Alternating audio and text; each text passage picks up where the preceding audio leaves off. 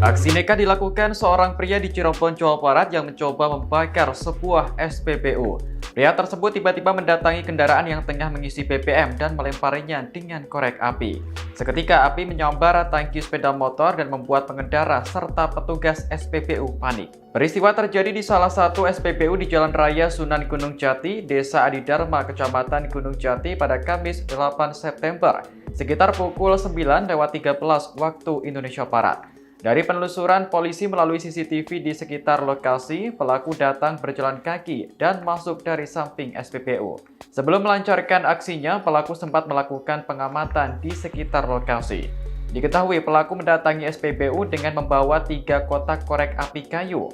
Tiba-tiba saja pelaku mendekati kendaraan korban berinisial MS yang sedang mengisi BBM di SPBU tersebut. Pelaku kemudian menyalakan korek api lalu memasukkannya ke dalam lubang tangki motor. Seketika itu, api menyambar tangki sepeda motor dan nozzle SPBU. Setelah melakukan pembakaran, pria itu kemudian meninggalkan lokasi.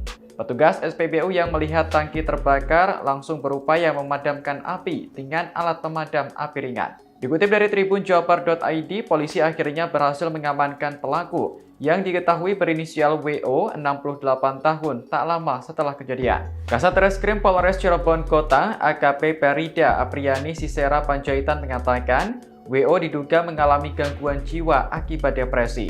Hal itu diketahui dari penuturan saksi dan korban. Selain itu, polisi juga mengaku kesulitan saat memeriksa WO lantaran jawaban yang diberikan tidak jelas. Pihak kepolisian kemudian akan memeriksa WO lebih lanjut ke psikiater untuk mengetahui kondisi kejiwaannya.